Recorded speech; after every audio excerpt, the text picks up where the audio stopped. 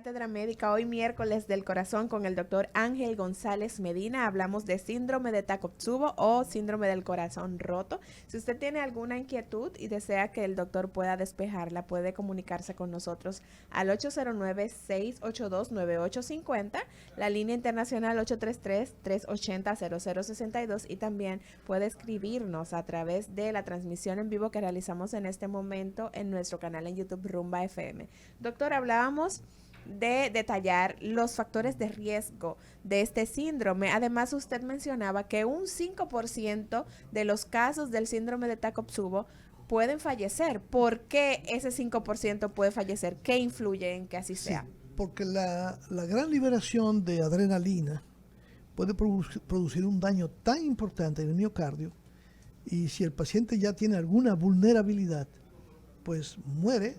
Y obviamente, como en las primeras horas, y llega quizás a la emergencia y tú encuentras los datos de que puede parecerse un infarto, por eso se le achaca al infarto. Por eso yo hablaba de que es infradiagnosticado, porque no te da tiempo a hacer un diagnóstico definitivo a menos que se haga una autopsia.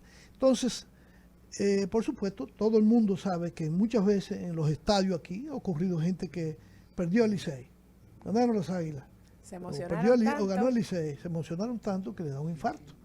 O, o, o una persona que tú quieres, o te sacaste el premio. Hay gente que le ha dado un problema serio. Inclusive, estos pacientes pueden hacer síncope y muerte súbita como consecuencia de esa gran liberación de catecolamina. Entonces, por supuesto, no es lo más común, es lo menos frecuente, pero puede ocurrir. Por ejemplo, pacientes que ya son diabéticos, que ya el misma diabetes ha condicionado daño dentro del miocardio, el tener este evento hace que entonces las repercusiones sean más importantes y el paciente termine que no se recupere del todo, aunque la gran mayoría se recupera las próximas semanas y hasta un año, pero puede quedar daño definitivo. Y a veces eso en nuestro medio pues se infradiagnostica porque tú consideras que la causa puede ser otra y no realmente lo que precipitó el evento. Obviamente que hay varios factores de riesgo que condicionan o que facilitan. Uno es el sexo. Ya dijimos que las mujeres posmenopáusicas o de más edad tienen mayor riesgo. Hay un aspecto importante. Ya vimos que no solamente el sexo, sino también la edad, en la medida que avanzamos en edad. La genética, se han encontrado que hay factores, que pudieran haber factores genéticos que predisponen a esa respuesta anormal de esa liberación y esa sobreactividad del sistema nervioso simpático. Incluso se ha encontrado, hay casos, se ha reportado de 3 casos de una misma familia, hermanos, o de la madre y hermanos, hijos. Los padecimientos psiquiátricos o neurológicos, pacientes que hacen eventos vasculares cerebrales, hemos visto incluso cambios en el electrocardiograma como si fuera un infarto. Y entonces hay que tener mucho cuidado, sobre todo pacientes que hacen grandes hemorragias o grandes eventos trombóticos cerebrales con una sobrecarga enorme de adrenalina, y entonces hace un cuadro parecido a esto, se complica, o aparecen los cambios electrocardiográficos y se asocia con que es un infarto. Entonces, en la evolución vemos que no, que fue la gran liberación de la adrenalina. Otro factor es la diabetes, el paciente que es diabético. Y un factor que tenemos que considerar cada vez más, porque se ha hecho más frecuente, el uso de cannabis. Muy importante para la población, porque se ha asociado. Yo recuerdo que ya hace unos años, creo que fue en el año 2016, escribí un artículo para un periódico de Nueva York, en español, llamando la atención de que no era tan inocuo utilizar el cannabis, sobre todo que se puso de moda hace unos meses cuando Sí. dominicanísimo David Ortiz pues está participando de este negocio, llamar la atención a la juventud de que esto realmente produce efectos negativos. Yo he visto algunos psiquiatras, inclusive, no muchos, pero que han dicho que no, que esto es uso recreativo, sí. Como uso recreativo puede causar daño, porque usted no sabe cuál es el paciente que tiene vulnerabilidad, o que además del uso de cannabis puede tener factores emocionales que lo pueden llevar a que el daño sea más frecuente y más intenso. Entonces, pudiera uno asumir ¿verdad? Como está la diabetes implicada, cosas. Que la vida acelerada, producto de la revolución, la famosa revolución 4G, ¿verdad? El estrés, ha dado claro, un músculo cardíaco con una condición diferente que favorezca que se produzca más frecuentemente sí. el corazón Fíjate roto. que se ha llamado la atención de los pacientes que tienen frecuencia cardíaca relativamente alta o alta. O sea, de que eso tiene un efecto deleterio, porque ese paciente tiene una sobreactividad simpática. Y o sea, que la gente que tiene el corazón muy acelerado muy de manera acelerado, permanente, de manera permanente. Sí. Sobre todo, tú sabes que personas que han tenido fuertes emociones, además pueden producir vasoespasmo. Y ese vasoespasmo está asociado con la liberación de catecolaminas, de adrenalina. Y las arterias coronarias están normales. Yo recuerdo en mi época de finales de estudiante, de una paciente que recibimos en el centro cardiovascular que existía en esa época, una joven de 17 años que no le toleraban su relación amorosa con la pareja, y la muchacha se escapó, y bueno, cuando llamó a su casa para decir que se había ido, la presión que sintió de lo que le dijeron los padres, la botaron totalmente, y la muchacha hizo un infarto que fue por vasoespasmo, las coronarias estaban sanas, con 17 años, porque además de eso, de la fuerte emoción que ella tenía, se fumó como 3 cajetillas de cigarrillo en menos de 24 Entonces, el horas. vasoespasmo, para que la gente nos entienda, doctor, es La en el constricción. caso, se cierran, o sea, se aprietan tanto, Los vasos que dura tiempo cerrado, la circulación no no pasa, pasa y entonces produce muere el infarto. tejido. Es como tú agarrar y ponerte, por ejemplo, una goma en un dedo. Yo siempre le explico a los pacientes, a los estudiantes, con una gomita. Una de esa, gomita. y me aprieto el dedo y miren ahora. Ahí no hay sangre. Y yo le hago así y cada vez se va poniendo más morado, más morado, más. Y si yo lo dejo así, muere. Se muere el tejido. Se muere el tejido y me van a tener que apuntar. Y el vaso está sano. está sano. La arteria está sana. Totalmente Entonces se puede tener infartos cardíacos Con arterias coronarias con sanas. arterias coronarias sanas. Sobre todo en personas jóvenes. Y esto se debe o a vasoespasmo o a una condición que se llama hiperhomocisteinemia, La hiperhomocisteinemia. que es una acumulación de homocisteína, que es un aminoácido, es parte de una proteína, sí. que cuando se acumula tiene efectos protrombóticos y efectos proateroscleróticos. Que por cierto, en los pacientes con ACV, el paciente con accidente cerebrovascular, que ya a partir de la próxima semana nosotros vamos a estar permanentemente, todos los días, hablando de una cápsula del tema del accidente cerebrovascular, porque nosotros ya hemos crecido, tenemos ya un tamañito, digamos, en la sociedad dominicana, donde nos hemos ido organizando, y la lucha contra el ataque cerebral pues debe ser un capítulo en este programa. Y justamente, doctor, los pacientes que hacen ACV, y tú no encuentras, digamos, tú encuentras un ecocardiograma bien, tú encuentras un Holter normal, unas carótidas normales, y entonces empiezas a hacer estudios de extensión, vamos a decirle así, empiezas claro.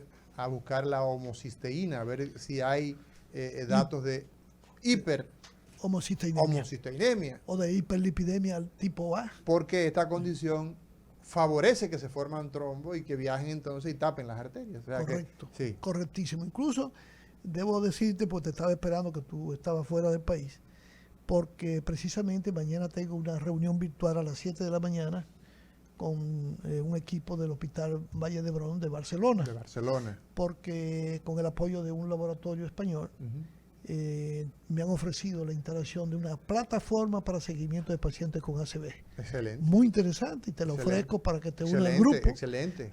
Y que yo me asocie al grupo, porque es una forma de hacer información. Incluso la plataforma te da las gráficas, te da todo. Incluso se puede extender. Yo le dije, hablé con ellos, entonces me pidieron que si yo quería extender eso a otras patologías, a otras condiciones. Entonces le pedí que de entrada para diabetes y para hipertensión. Excelente. Y que pudiéramos seguir los pacientes y hacer estadísticas y compartir. ¿Qué es lo que nos hace falta en este país? Conocer la realidad para diseñar las estrategias a seguir. Bueno, si hay fuertes emociones, que te sientes muy emocionado, soy el héroe, eso puede llevar a eso, obviamente. Claro, como también tener un fracaso. No solamente son las cosas positivas, también los fracasos. Hay momentos que hay personas que debido a que les falló, se sienten muy mal, e inclusive pueden llegar a tener un evento de este tipo. Y eso es muy importante, hasta ganarte un premio premio, imagínate, sacarte 300 millones de pesos en un loto. Hay gente que no toleran esa reacción y les da. Yo tengo una paciente que comenzó a ver los números de la loto y ya iba por el cuarto y cuando llegó al quinto le dio un síncope. Por suerte no pasó de ahí. Por suerte no pasó a mayores. Entonces, Sí, adelante. ok, yo soy médico, ¿eh? Estoy en una emergencia. Me llegó una persona que tiene todos los síntomas de Takotsubo. ¿Y qué hago? No, fíjate, lo primero es, si es una persona joven, ahí es donde quizás tú te puedes aproximar más. Si es una persona joven, yo siempre tengo la duda. Porque La duda de que de de que sea un infarto, exacto, de que puede ser esto. Incluso cuando pacientes que han llegado o de una miocarditis, porque la miocarditis se puede comportar igualito. Entonces muchas veces tú te dices, bueno, aunque sea tal cosa, mantengo la posibilidad de que es una miocarditis y termino haciendo hasta una resonancia cardíaca para demostrar que no es un infarto, sino una miocarditis. Entonces, Pero trata al paciente, doctor, o sea, si usted tiene un... No, con todos como si fuera un infarto. Como si fuera un infarto. Lo trata como lo peor. Sí, porque el corazón está dilatado, entonces tú tienes que usar anticoagulantes que usen el infarto. Exacto. Está con frecuencia elevada, cardíaca elevada, tiene que dar betabloqueadores. O sea, hay que radicalizar ese paciente. Y además de eso, tiene que usar los inhibidores de enzima convertasa, que son los enalapril, ramipril, porque evita que ese miocardio que está dilatado se deteriore más y tú impides que termine con una insuficiencia cardíaca, que es lo que hacemos en un infarto, y que lo que puede pasar en un Takotsubo. Entonces, claro, yo diría que hasta está permitido tratarlo como tal, porque es exactamente igual. Y mejora la condición Y general, mejora el paciente. O sea, que le está por dando... eso mejora las primeras horas, porque tú le estás dando lo que necesita precisamente. Ahora bien, doctor, ese paciente cuya característica en términos de edad habitualmente se trata de una persona, ¿cuál es el rango de edad en que empieza a expresar? Por encima de los 50 años. El infarto, por igual. Por igual. Por igual. Aunque ya sabemos que en Ahora, nuestro la medio mujer... ha ido bajando, y yo recuerdo, ahora no estoy en eso, pero cuando yo estaba muy sumergido en la investigación de infarto en el hospital, que es donde llegan la mayoría de los pacientes, yo recuerdo que ya para el año 2001, 50% de los infartos eran pacientes de menos de 50 años, 55 años. Menos de 55 años. Los hijos de los que habían tenido un infarto a los 80 lo estaban haciendo a los 50, a los 55. Por factores de riesgo. Por factores de riesgo y por estrés, que era un factor muy Estrés, importante. doctor. Sí. Pero aquí vive todo el mundo estresado. No, por eso y eso está produciendo entonces... Bueno, fíjate. Esa es la respuesta. Esa es la presunción que tiene la población, que mucha gente joven se está muriendo de infarto. Y ahí entra en juego, ¿verdad? Todos estos problemas económicos y sociales, el uso de sustancias prohibidas, la cocaína. Aquí hay mucha gente usando cocaína. Ya hablamos del cannabis. Entonces, encima de eso... Pero no sale nadie, doctor, no sale nadie al frente a enfrentar esta situación, porque tú tienes que una persona, vamos a dejarlo así, una persona quiere ahora ganarse unos cuartos y el cannabis, que tiene varias modalidades. Óyeme, a fin de cuentas, cuando usted utiliza cannabis, usted está evidentemente haciéndose un daño. Usted puede disfrazarlo de lo que sea. Ahora, si es bajo una prescripción, usted tiene cosas muy específicas. Entonces, lamentablemente, no hay quien le dé respuesta a estos señores. Mira, hay algo es un muy país importante. que no tiene de oriente. Las instituciones que debían estar difundiendo el conocimiento, especialmente la sociedad especializada, y ahí apunto hacia mi sociedad. ¿Cuál es la labor? No está haciendo muchos simposios y congresos. Vamos a educar a la población. Vamos a ir a las escuelas para reducir el consumo de tabaco, para reducir el consumo de drogas. De alcohol. De la adolescencia, claro. De alcohol, que juega un papel tan importante hoy día. Yo creo que estamos fallando. Tenemos que trabajar más a ese nivel. Eso es sumamente trascendente si queremos mejorar la condición de salud de la población y hacer prevención. Sin esa prevención es imposible lograr objetivos. Observo que más que fallando es producto de una política de la incorporación del complejo médico industrial farmacéutico, la incorporación del médico como el distribuidor final de la cosa, a ese complejo, y eso ha variado para mal la relación médico-paciente y la racionalidad en la prescripción de los medicamentos. Claro, es que andamos demasiado rápido, entonces no nos detenemos a examinar a un paciente. Por ejemplo, yo te puedo poner un ejemplo. Me gusta siempre hablar con ejemplos porque educa más que 100 páginas. Yo vi a una paciente los otros días. Estaba siendo tratada por hipertensión arterial, 70 años, 70 y algo de años. Y le recomendaron un cateterismo porque un eco salió con algunas alteraciones que apuntaban a insuficiencia cardíaca. Y tenía manifestaciones de eso. El eco no es bueno, las imágenes no son buenas.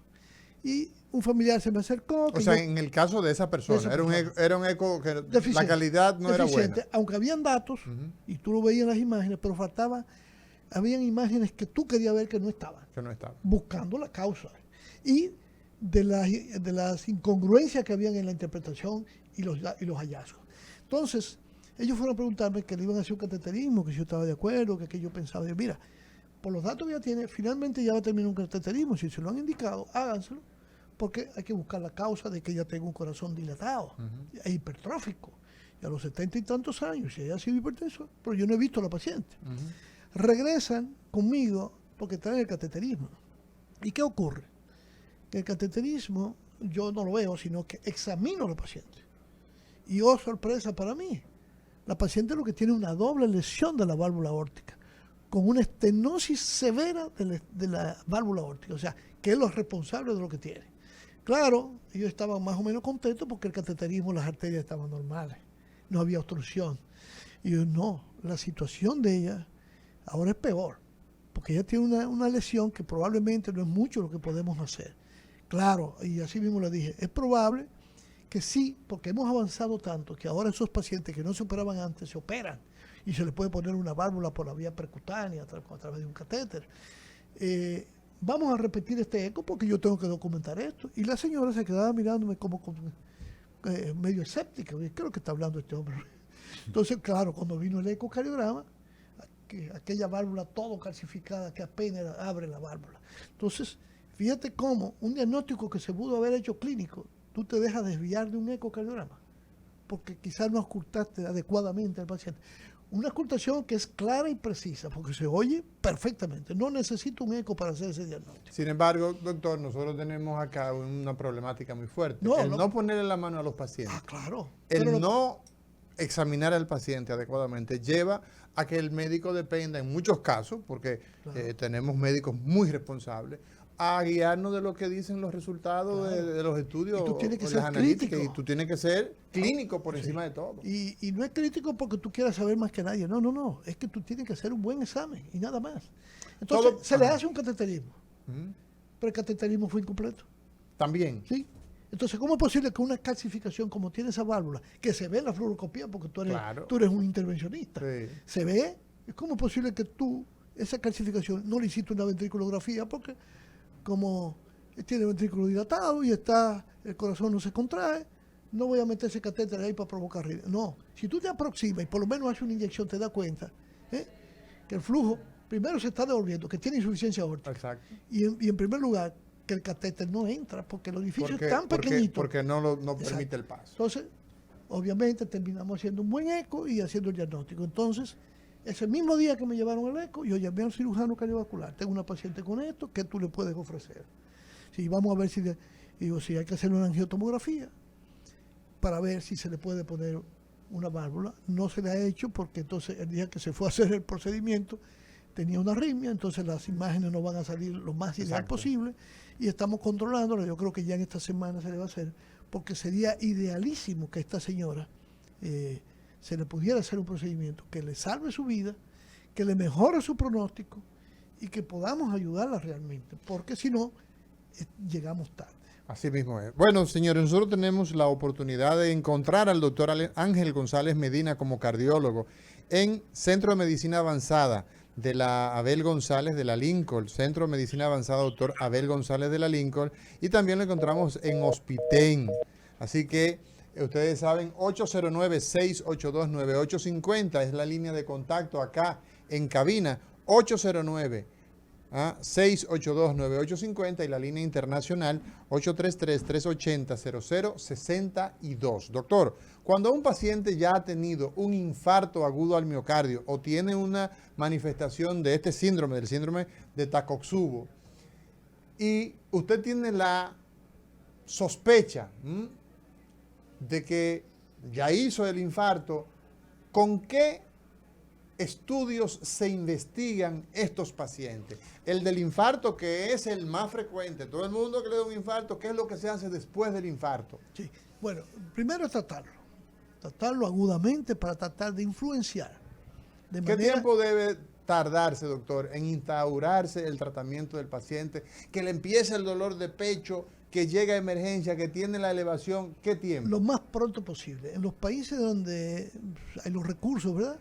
En la misma ambulancia hay personal para, a través de comunicación, ponle esto, ponle aquello, y ya cuando el paciente llega, incluso en muchos lugares ya, la ambulancia llega no necesariamente a la emergencia del hospital, sino a la emergencia cardíaca. De tal manera que entre la emergencia y la sala de cateterismo no hay gran distancia. De tal manera que tú puedas intervenir lo más rápido posible. ¿Y por qué hay que intervenir lo más rápido posible? Porque mientras más rápido tú abres la arteria que está obstruida, mejores serán los resultados. Menos músculo cardíaco se muere. Menos músculo se muere, menos complicaciones y menos dependencia. Y una recuperación mucho más rápida. O sea, que lo que aparentemente puede ser más costoso no lo es. Y entonces el paciente queda con un mejor miocardio, como una más funcional. Está garantizando una mejor calidad de vida y una mayor supervivencia. Entonces, se recomienda que por lo menos debe ser en las primeras 3 horas como mucho. 3 horas. Lo ideal no es 3 horas. Son una que tan hora. Pronto el paciente llegue a la emergencia, no tarde, más de 60 minutos en intervenir a ese paciente. ¿Con qué se trata, doctor? ¿Con qué se trata, doctor? No, ese paciente, bueno, inicialmente tú tienes que le das a masticar, por ejemplo, en la misma casa, una aspirina si tiene dolor. Dolor de pecho. Dolor de pecho, ¿cómo se describe, doctor? El dolor de pecho del dolor infarto. intenso, que es como si tú tuvieras un bloque pegado en el pecho, apretando contra una pared. El dolor opresivo que aprieta. El paciente está angustiado porque tiene una sensación de muerte. Ajá, está angustiado. Sí. Entonces, decía un profesor de origen, creo que él era uruguayo. ¿Uruguayo? Escipión Oliveira. Escipión Oliveira. Escipión decía que era como la rodilla de alguien. O la pata de un buey. O la pata de un buey pegada en el pecho. Entonces, esa sensación de opresión, exacto, doctor. No siempre es así. A veces puede ser menos, a veces puede ser una sudoración. Hay el paciente diabético que un porcentaje importante no te hace dolor o un dolor muy ligero. Entonces, la irradiación a la cara interna del brazo. A la cara interna del brazo. Muchas veces puede comenzar en el brazo y pasar al tórax. El dolor en el epigastrio, el dolor en la boca del estómago, como dice el pueblo. A veces se manifiesta como si fuera una indigestión. Sí. Y después que se da cuenta que lo que tiene un infarto. Entonces, el dolor en la cadera. ¿El dolor? En la cadera. En la cadera. Una vez paré yo de la consulta, fue por un dolor de cadera. Pero quizá hizo un trombo. Y le dije, quizá hizo una embolia. Yo no sé, yo lo que sé, cuando estoy hablando con él, me decía que hace como 2 o 3 días tenía una cosita. Sí. Le digo yo, mira, dame esto y vete donde el doctor, en ese momento era Núñez que estaba ahí. Entonces el niño me dice a mí, mira, ¿y cómo a ti te llegan los problemas de cadera? Y tú lo mandas, hay que meterlo en intensivo. En cadera. Sí. Bueno, muchas veces puede ser que de ahí se precipitó un émbolo. Sí, o pacientes que a veces disecan la aorta y se llevan la coronaria derecha. Y entonces tú tienes una disminución del flujo y se puede reflejar allá abajo. Sí. Todo eso hay que pensarlo en cuestión de minutos. Pero ese paciente, doctor, con ese dolor de pecho, dolor de pecho con esa que se puede ir al cuello, a la mandíbula, o esa sudoración y todo esto. Entonces, en la misma casa, una aspirina hay que comenzar inmediatamente. 81 miligramos, una aspirina de niño. Y directo para sala de emergencia. Para sala de emergencia. ¿Qué se hace en sala de emergencia? Bueno, en sala de emergencia, tan pronto llegue ese paciente, pues se activa. Y tú dices, bueno, canalízamele una vena. Además de la aspirina. Hay que ponerle un suero, ¿verdad? Sí. Ya le dieron la aspirina, pues sí, porque si tiene dolor intenso, tú tienes que quitar ese dolor. ¿Y con qué se quita el dolor? Lo ideal con lo más poderoso, si Morfina. está disponible, morfina. Con morfina. O derivados morfínicos como la nalbufina, Ujú. que es el Nubain, Ujú. o cualquier analgésico que tú Hay que tengas. quitar el dolor. Sí, porque el paciente se puede chocar por el dolor. Hace un shock neurogénico. El dolor es tan fuerte que puede meterse en problemas shock, por el pues, dolor. Exactamente. ¿Qué más, Entonces- doctor? Entonces, además, tú dices, bueno, tengo que darle una medicación que se llama clopidogrel, porque hay que darle 4 tabletas, 300 miligramos de clopidogrel, para tratar La de- sangre se ponga diluidita. líquida y que el trombo que se ha formado, el coágulo, se pueda desbaratar. Exacto. Hay una sustancia que es que no es el clopidogrel, sino que es Tirofeban. no, el de AstraZeneca, Ujú. que es el que usamos también en esos pacientes. Y si es alérgico a la aspirina, es el que debemos darle, que es la brilinta. Entonces le damos ese medicamento porque 90 actúa miligramos. en 30 minutos, Sí. 90 miligramos. Sí. Le damos 2 tabletas. Sí. Y porque vamos a lograr en media hora el efecto antitrombótico. El clopidogrel va a tardar 3 horas. Y la Claro, si el brilinta- paciente tiene contraindicación, porque el clopidogrel es bueno, y más si tú lo das con la aspirina. Pero tiene entonces el tema de la etapa hiperaguda. Claro, de la hiperaguda. Entonces el paciente tú le canalizas la vena inmediatamente. Si tú estás en San José de Ocoa o en Rancho Arriba, tú coges 5.000 unidades de heparina, que es lo que más fácil puede encontrar, y se la pone en bolos.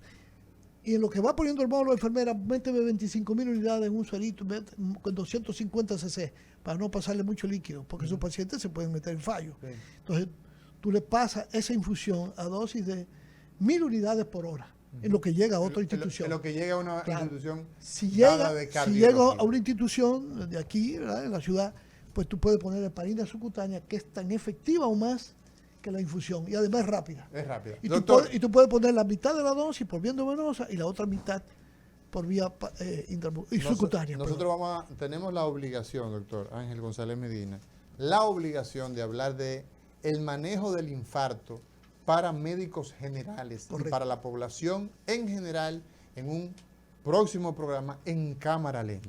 Y no perder tiempo, que hay personas que mejoran, no Y se perder van- tiempo. y se van- y se Y entonces devuelven. esperan cuando le da de nuevo. Y se devuelven. cuando ya Le no da el quiere. dolor de pecho, le dan la aspirinita, mejoró, y entonces se devuelve. O yo voy más tarde. Yo voy más tarde. Señores, hemos hablado hoy, como cada miércoles, con este coloso de la cardiología, un investigador, profesor Ángel González Medina, Premio Nacional de Investigación de nuestra Universidad Autónoma de Santo Domingo y del país, el doctor Ángel González Medina. Lo encontramos, reiterarle, en Abel González de la Lincoln y también en el hospital conocido como Hospiten.